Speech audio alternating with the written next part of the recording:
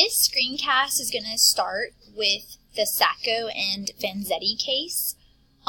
It's underneath fear of communism, but I would relate this more to just the fear of radicalism, the fear of immigrants, and nativism. And this is just going to be one of the most prime examples to highlight those emotions within the United States during this time. So, Nicola Sacco and Bartolomeo Vanzetti were two Italian immigrants. They were also anarchists. Now, anarchy very much is associated with the ideas of chaos and madness and violence, but true anarchy just references the belief that there should be no federal government to oversee law and order, and that small communities can run themselves. The reason it's associated with kind of chaos is because most people think that that would create chaos, but just to have the belief that society could function without a federal government isn't illegal and isn't a crime, but it was very much seen as radical during this era, and it still kind of is. And these two men were just kind of outspoken about what their beliefs were, but they never really acted violently out on them. They will be arrested for robbery and murder. The only true evidence against them, and all of it's pretty circumstantial, but the main evidence was that witnesses claimed that the two criminals who committed the crime appeared to be Italian, which is just not a whole lot to go off of, and it kind of shows you where this hysteria mentality is going to take the American justice system. Both men will be arrested, charged with the crime. Pretty much all the evidence against them was circumstantial.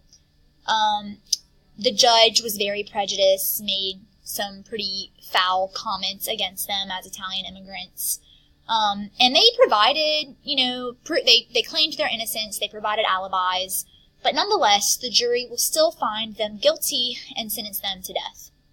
This is going to spark a large range of protests that breaks out across the country, but also really in parts of Europe, who claim that they were pretty much just mistreated because of their political beliefs and because they were immigrants and not because they committed any crime. These are some pictures of some of the protests. Again, it didn't make it gained a lot of national attention. Now, many Americans who were just as prejudiced as some of the jurors, were very happy about the outcome of the case, but obviously a large number of Americans, including the immigrant population, were very upset by the actions and the results of the case. To quote Vanzetti, and he said this just before, maybe not just before, but before his execution. "In all my life, I have never stole, never killed, never spilled blood. We were tried during a time when there was a hysteria of resentment and hate against the people of our principles, against the foreigner. I am suffering because I am a radical, and indeed I am a radical. I have suffered because I was an Italian, and indeed I am an Italian. If you could execute me 2 times, and if I could be reborn 2 more times, I would live again to do what I have already done." You don't have to memorize that quote or anything, but it just shows and proves how he asserts his innocence and recognizes the fact that he's really only being convicted because of his beliefs and not because of any sort of proof that he committed a crime. And for the plot twist, several decades later, forensic testing proved that the gun that was found was a gun that Sacco owned. So we don't know if we have no proof if he pulled the trigger, but we know that the other man who didn't say this quote, Sacco, was involved, or at least his gun was involved, but not necessarily that he did anything involving the crime. And regardless, none of the evidence that was actually portrayed or presented at the trial was enough to convict these men and sentence them to death. Okay, we're now going to talk about limiting immigration.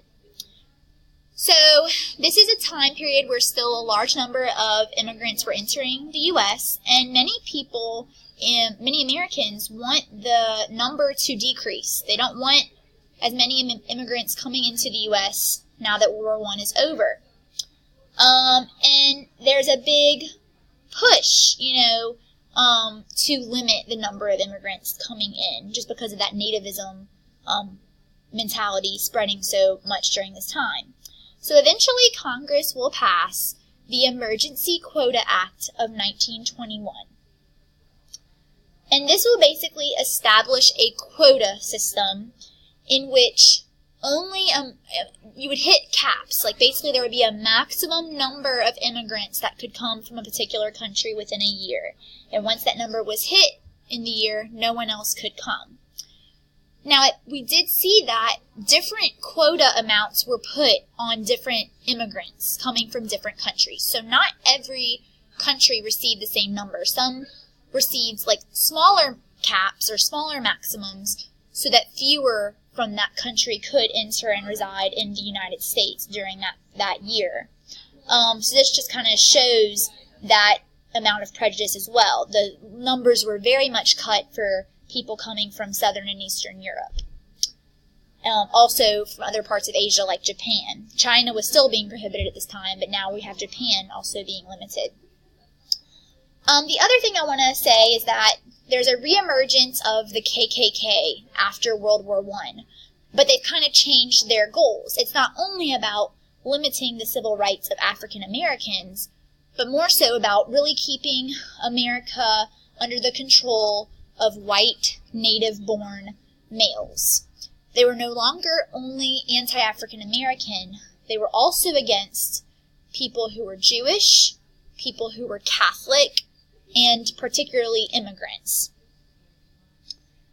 So we're going to see them really kind of resurge with this mentality, being anti-immigrant, anti-different than the norm of the U.S. During this period. All right, if you have any questions, please write them down, and I will see you all on Monday. Have a good weekend.